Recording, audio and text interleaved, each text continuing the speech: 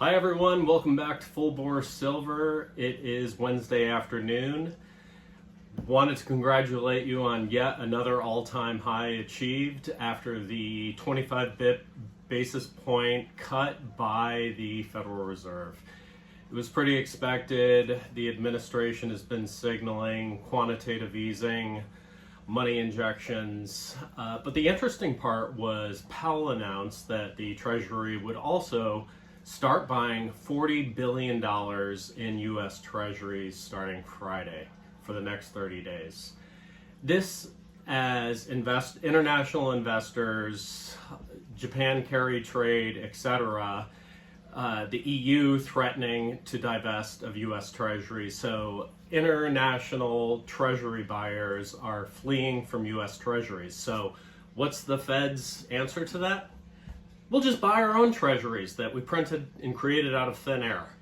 Totally crazy. I mean, it would be like if you missed 8 months of mortgage payments, you had a gambling debt with the mafia, and your solution to all this was to go out and go to the plastic surgeon, get breast implants, and then go to Gucci and buy a new purse.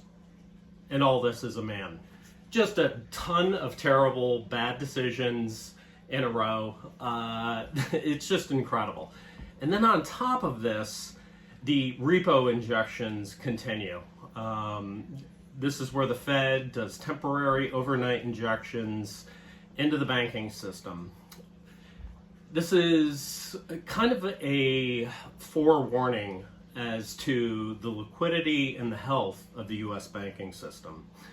Now, every major reset, almost every major reset in American history, you've seen the Fed behave in a similar manner. The 2008 crash, the COVID scamdemic, 2020, you had the Fed shoveling repo injections into the economy. So who knows what's next? With precious metal markets skyrocketing, divestment from U.S. Treasuries, Fed repo injections, you have a lot of confluent factors here.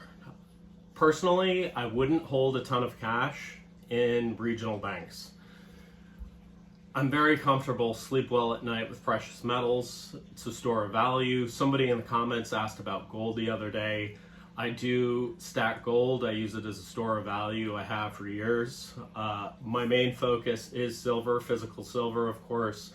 But there are safer ways to store your money aside from high-flying, ridiculous PE, overvalued tech stocks in the NASDAQ and SPY, and holding cash in banks that use the fractional reserve system. And you probably know the fractional reserve system. It's basically where they lend money at 5 times the amount of reserve they have. So the problem is that you get a March of 23 situation like with Silicon Valley Bank. First, they overextended themselves with treasuries, and then so they were in a liquidity crisis to begin with, and then depositors wanted their money back, but they didn't have the cash and the money to cover it, and it turned into a complete disaster. FDIC had to come in, bail them out, broke the $250,000 cap rule because, you know, it's a bunch of cronies from Silicon Valley. Like, one of the companies was Roku. I think they had $300 million in SVB. Anyway, these repo injections and the way things are going protect your money. Now, I did want to highlight a fascinating interview with Sheckman from Miles Franklin yesterday with Dale Whitaker. He's a whistleblower. He worked for a gold precious metals company, and the amount of shenanigans that happens behind the scenes with some of these companies will blow your mind. You have to listen to this interview if you own precious metals, if you're interested in owning precious metals.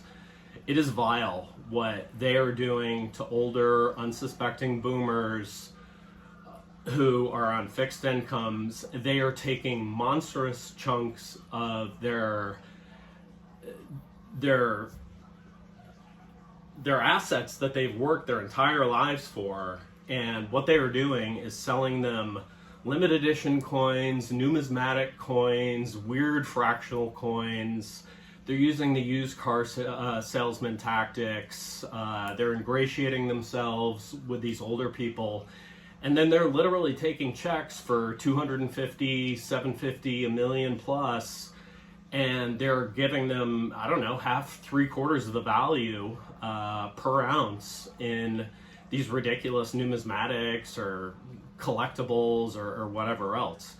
And I'll tell you what, a lot of these quote-unquote conservative influencers are also part of this scam.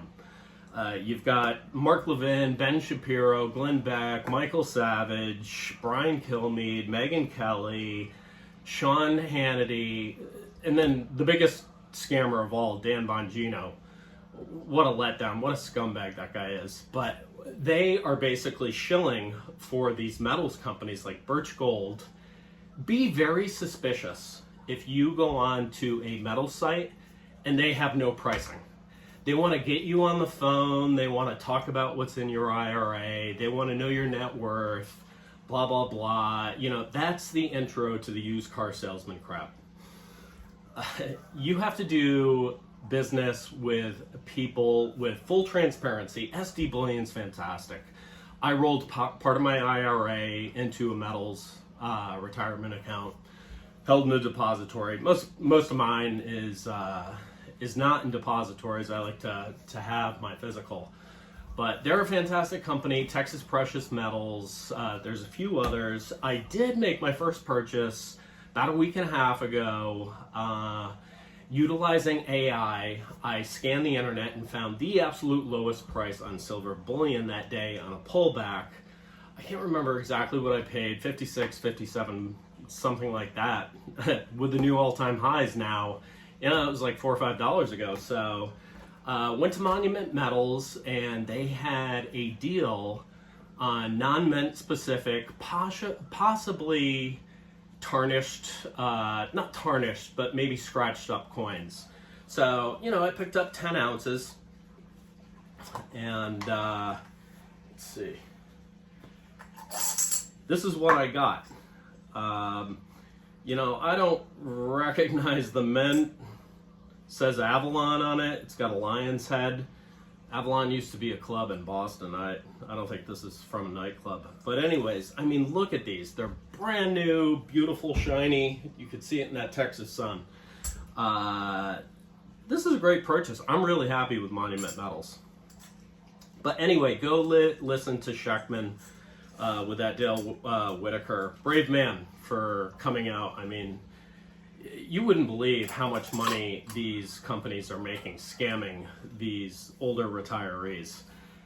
And I'll tell you what, you know, the Sean Hannitys, the Mark Levins, the Ben Shapiros, these scumbags are already worth $200, $300, $400 million. So on top of that, you got to go destroy somebody's life and possible generational wealth because you want a little bit more. It boggles my mind. They should be ashamed of themselves, but just, yeah, keep an eye out for that. I also saw that Kazakhstan, you know, Borat's country, they added 8 tons of gold in November. They're up 49 tons year to date. Poland, from 2024, from 228 tons in the reserve to 515 tons in the reserve. Countries are accumulating. Something is happening. There is some weird, like I said, confluence of events. Countries are hedging their bets. They're going with precious metals. They're going with a currency that's been around for 5,000 or 6,000 years. You should probably follow suit. But the interesting part is less than 0.5% of the world's population today, which is 8.5 billion people, owns physical silver.